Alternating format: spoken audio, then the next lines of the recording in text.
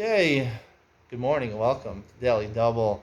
We're doing Maseches Challah, nearing the end of Maseches Challah, Perek Daled, Mishnayos Tet and Yud.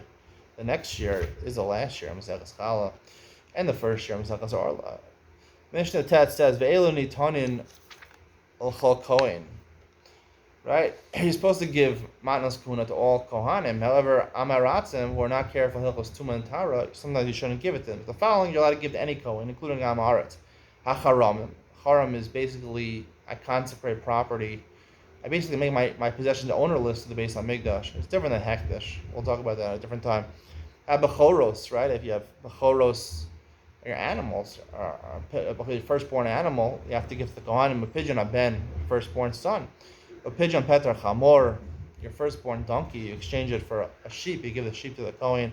Be'azroa v'lachayim ve'akeba, these are manas kahuna from when you shecht an animal, you have to give, one of the zroa, l'chayim, the cheekbone, the keba, a certain part of the stomach, the zroa, the shank bone. Reishes agez, you shear a large amount of wool. V'shem and sreifa, if you have truma became tmei, you can give it to kohanim. V'kadshei hamikdash, again, kadshei hamikdash, things, karbonos, or things that you're makdish your spoon to the Beis Hamikdash.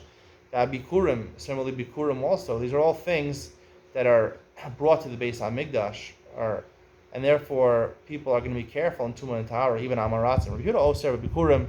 He says bikurim you can't give to an Amaretz Kohen because there's no really avoda done. It's just done in the Beis Hamikdash. Chum say no, it's on the Beis Hamikdash. They're going to be careful. We pass in the Chumim karshinei truma. Let's say you give animal fodder, which is usually used for animal fodder. People could eat it al yedchak. If there's nothing else to eat, they'll eat it. But Yekiva Mater, Yekiva says you can give it to Kohanim Amaratzim because it's used for animals, and there's no isser of animals eating Shuma Tameya. The Chum Mostrim, the Chum say you can't do that because if it's a time where there's no food, so you're going to have to provide. You might eat it. Since you might eat it, therefore, Kamal Kohen Amaratzim, you have to be careful not to give it to them. Mishnah Yud, Nita Ish Tkoa, Hevi Chalos Mi Beitar. We'll talk more in Ian Mitzvah who this guy was. Was he Am Aretz or a Talmud Chacham? He was a man, Nita. It doesn't say Rav Nita. Hevi Chalos Mi Beitar. He brought Challah from Beitar. I lived in Beitar for a couple of years. Beitar is a city in modern day Israel. It used to be an ancient city also. I think it's called Beitar Elite now. It is over the green line. We'll talk more about that in Yom Tzion.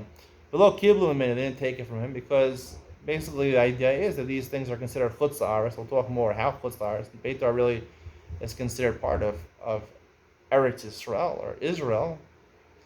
Maybe not according to the international community, but Israel considered a part of Israel. Below Kiblu Mimenu, they have not annexed Beitar yet. Below Kiblam, they didn't take it from him because we consider it chutz la'aretz. Too much eretz amim. Says matame the challah, you don't take it from Anshe Alexandria. Alexandria, they brought it from Alexandria is in Egypt. That's definitely not part of Israel. Below Kiblam, they didn't take it. Anshe Hasfoim, maybe bikureim kodem atzeres. They brought their bikurim, their first fruits before atzeres. Below Kiblam, they didn't take it. Neha kasush b'torah v'chag katzer bikurim asay asecha shir tizra basada. This pasuk is talking about the actual chalos that you bring on Shavuos, right, which matir karbonos to be brought from Chadash, from new grain. It calls it bikurim. So bikurim technically have to be brought. They're only brought to Beis Hamikdash starting at Shavuos. To bring bikurim before Shavuos is not allowed, and that's how we paskin. We talk more about these first two cases in Mishnah Yud over here. Beitar technically might be part of Eretz Yisrael. Was it part of Israel? And if it was, why weren't they makabel challah from them? See you in Ian Mitzion coming up next.